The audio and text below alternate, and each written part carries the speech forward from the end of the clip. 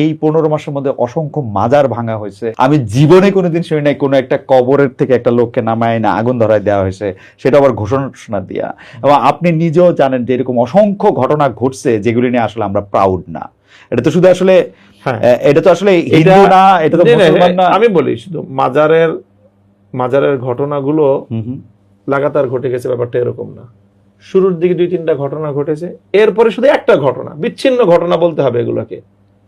আপনি কয়টা হাতে গোনা বলেন না, আমি বলে দিতে পারবো হাতে গোনা। একটা ফরিদপুরে একটা ঘটনা ঘটছে, শেরপুরে একটা ঘটনা ঘটছে, আর আগে সিলেটে 1-2টা ঘটনা ঘটেছে। এগুলি ঘটনার স্কেলে তো বেশি না, যে অন্যান্য জায়গায় তো বেশি না। এগুলো মিডিয়া এটাকে খুব বেশি, আমি তো ঘটনা গনে বলে দিলাম। ফরিদপুরে একটা ঘটনা, আপনি অনেক ঘটনা গুনতেও পারেন নাই। কুষ্টিয়ার ঘটনা তো আপনি গুনলেন না।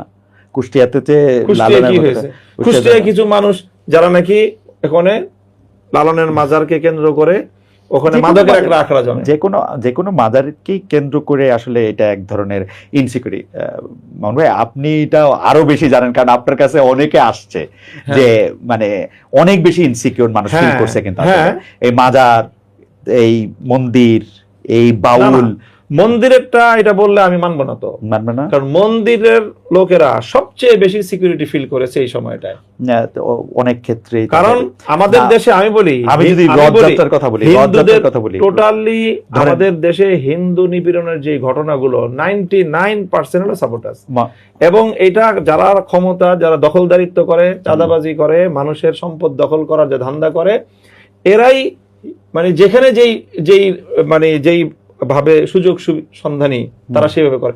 হিন্দুদেরকে দুর্বল পেয়ে এই দখলদাররা, চাঁদাবাজরা, অথবা যারা এই যে মানুষের সম্পত্তি দখলকারী, তারা সম্পদ দখল করে, হিন্দু দুর্বল হিসেবে তাদেরটা করে। যারা ইসলামী, যে কোনো ইসলামের যেই কোনো আপনার ফিলোসফি হোক না কেন, যে কোনো থরজার অনুসরণ, ইভেন আহলে হাদিস হোক, সুন্নি হোক, বেরলভী হোক, অথবা আমরা দেওবন্দি হই, অথবা আপনার জামাত ইসলাম হোক, এই ব্যাপারে আমাদের সকলের আমি অভিন্ন অবস্থানই দেখেছি যে সংখ্যালঘুদের অধিকারের ব্যাপারে আমরা সব এই ব্যাপারে খুব সোচ্চার আমরা। যার কারণে আর আমাদের কোন গ্রুপের মধ্যেই ওই শ্রেণীটা নাই, একটাও নাই যে মানুষের জায়গা জমি, মানুষের প্রপার্টি দখল করবে। মানুষের প্রপার্টি যারা দখল করে তারা মূলত বাংলাদেশের প্রতিষ্ঠিত রাজনীতি করে। কিন্তু তারে ধর্মকর্ম করতে, মানে আমি ধরেন দু একটা উদাহরণ দিতে এরকম দিই যে এবার এই 15 মাসের মধ্যে যে কয়টা হিন্দুদের তো অনেক রকম উৎসব আছে, সেই উৎসবগুলির সময় কমাইতে বলা হয়েছে কিনা, তাদের আসলে ঢাকের শব্দ যাতে একটা নির্দিষ্ট দূরত্বে না যায় সেগুলি বলা হয়েছে কিনা আপনার কাছে? এটা হয়তো সবসময় বলা হয়ে থাকে।